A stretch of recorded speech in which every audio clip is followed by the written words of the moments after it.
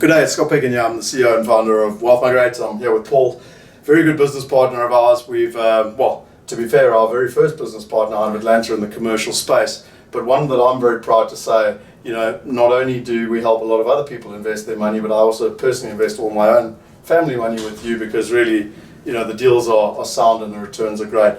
Paul, I wanted to get a quick update from you. You and I touch base every couple of months when I come to America, and for me, I'm always fascinated with what's happening in the world. It changes so quickly. People getting shot, Brexit and everything else, and I wanted to understand from you what is happening in the market here in Atlanta, in Southeast of America. What are you experiencing in the commercial space? Yeah, Scott, primarily what we're seeing is a lot of growth. There's a lot of construction activity going on. You've got a lot of construction going on in the residential space with multifamily apartments. I must admit, there are cranes everywhere. That's amazing. And single-family homes have started to come back over the past 12 months. We're also experiencing really what we haven't seen since the Olympics in '96, where we have 3 or 4 projects accounting for over $5 billion of construction work in Atlanta. And talk us through that quickly. You mentioned it's the Braves, which is the baseball. Yeah, with the Atlanta Braves, which is then you've got the NFL team, which is Falcons, which is about one. So the first one was $1 billion. This one's 1.5. $1.5 billion. You've got Google for 2. Google is doing a data center expansion and then a fiber project. And then we have Baxter Pharmaceutical. And they're north of $1 billion as well. So that's over the $5 billion. Just so you've got some idea of brands, because I think it's quite important. And it's all private money as well, which is equally interesting. Absolutely. In terms of what is actually happening. Phenomenal investment, it really is. Which ties in pretty good to my second question, which we get asked all the time, be it in South Africa, Shanghai, or Sao Paulo. Where should we invest? And everyone always thinks New York, California, Los Angeles, San Francisco. Sure. Talk us through a little bit about some of the trends you've seen in comparison from the tier 1 to 5 versus kind of the tier 5 to 10, and what that is happening here in Atlanta basically, and what impact that has on investors. Sure. No, I think traditionally you've seen foreign money always gravitate towards the top 1 to 5 MSAs, whether that's New York or San Francisco or cities of that nature. MSA stands for Metropolitan Statistical Area. And there's over 300 of them in America, just to put in perspective. Right. So like Shanghai is an MSA, just to...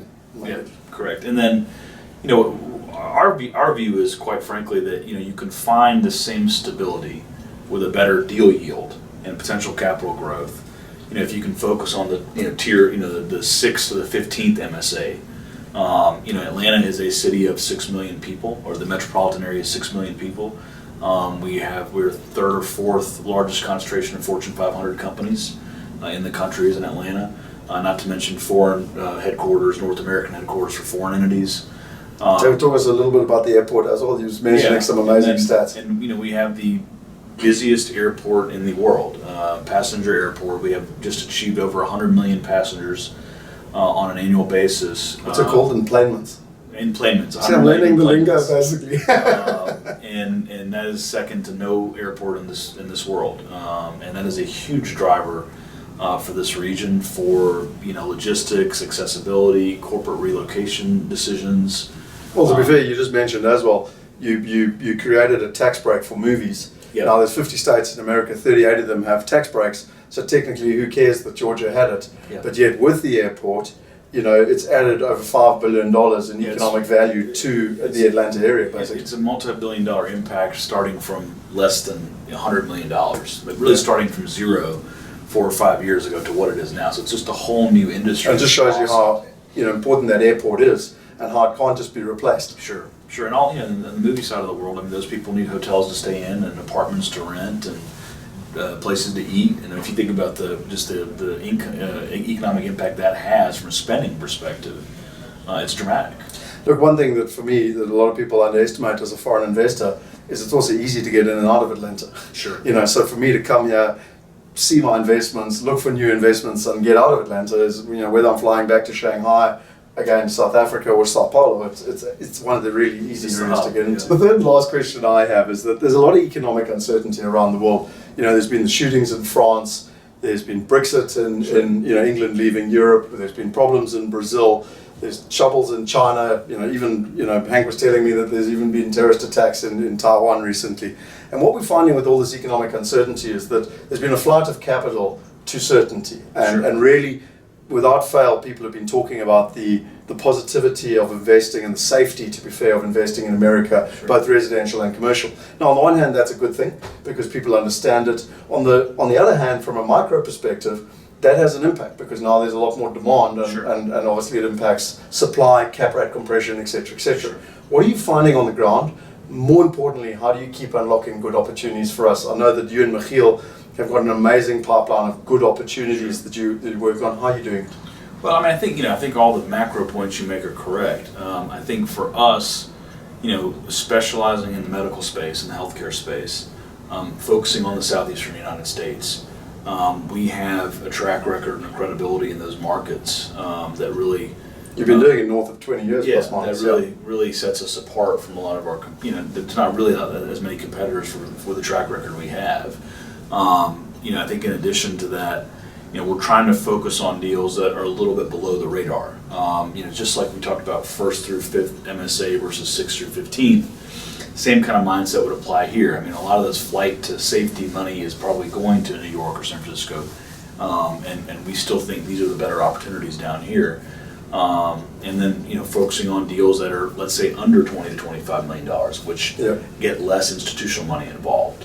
Because flight to safety for the states is still probably being wrapped into a vehicle, so it's probably still institutional looking, and therefore is looking for larger deal sizes. So we can find smaller deals, which are still good sized deals, $20, $25 million or less, and then build those up individually. And just put that into context, you've taught me about this, to be fair, where we look north of $1 million, so we get out of the mom and pops, doctors and dentists, $1 million in equity, and maybe south of kind of $15 million, where it's now too small for the big funds and REITs. So right. it gives a nice little sweet spot where we can go and acquire assets and ultimately possibly bring them together and then institutionalize them. And so talk me through a little bit around, I love one of your strategies, and I know you've got 50, having worked with you now for a long time, around how you create value and find good deals. But talk us through the one that you just talked about this morning, which is about where you find deals with a bit of hair on them, and you can actually go and institutionalize them, which makes them easier to sell one day, which in itself is creating value. So just tell us a little bit about that. Yeah, I mean, we're good at sourcing deals that potentially, maybe the record keeping wasn't as good as it should have been, or maybe there's some what we call low hanging fruit, maybe some tenants should have been renewed, or some little things that could be done to really add value to the asset. And we sort of pride ourselves on rolling our sleeves up and diving into the asset and really almost rebuilding forensically kind of their records and books. And so, to put that into English, mainly on the financial side, doctors often are very good at being doctors, but not very good at keeping records on their rentals and expenses, etc., etc., which immediately means that the institutional investors don't necessarily want to get involved because it's too much hard work to see if it's a good deal or a bad deal. Correct. So I just want to put that in English for people who don't understand the medical space. So, Thank you. Well, and that's right. We can bring them into our system, onboard into our platform, and with our CFO and our team here, we can really bring it into what I would call an institutional standard of reporting and managing the asset. And ultimately, if you take it from us acquiring it within 12 months, we've got 1 full year of reporting requirements, and it really becomes more attractive now to an institutional type buyer. Yeah, which that together with the other strategy we got of packaging it together, people can start to see a big picture of what we're doing. We're starting to add the value, really. Yeah, from my side, Paul, I couldn't finish this off without a little bit of a question. I get asked this, and I was a little bit surprised by the question actually. Hillary or Trump? I'm not interested in your opinions politically. Right, thank you. But what I am interested in is, one of the guys asked me in China actually, well, if Trump gets in, surely he's just going to get rid of Obamacare and then it's going to mess up all our buildings and stuff, right? And all the returns. Now I know that you kind of in 2008, and again I like to look at worst case scenario. We had the GFC, it really was pretty much as bad as it's got so far, and you guys still, it's a very stable income producing asset and it really rode the wave. Do you see the politics having any impact on this sector? Yeah, they're always going to have some impact, but the way that our government's designed, a president on its own really can't just come in and gut everything, can't eliminate all these programs. It just doesn't work that way. We've got 3 branches of government for just that reason, I believe. So I still feel like at the end of the day, at some core level, wherever you are in the world, you're going to pay for 2 things. You're going to pay for healthcare, you're going to pay for education, regardless if you have the money or not. you're going to figure out a way that your children or your spouse or your parents get the proper health care they need. And I don't think that fundamental ever changes. Yeah, no, look, it's a fascinating view, and I have to say, ever since I learned that from Henny back in 2009 when I was in Bondi Beach, Sydney, I personally have been wanting to get into medical myself, and it's why I'm so grateful to the platform we built at Wealth Migrate, because I can now invest with people like you and Henny, without in the past where I had to buy the entire building myself. So, anyway, listen, thanks so much for the update, and it's awesome, and thanks so much for all the great work you're doing on the ground here for all our investors. Really, really appreciate it. Really enjoyed the partnership. Cool. Cheers, mate.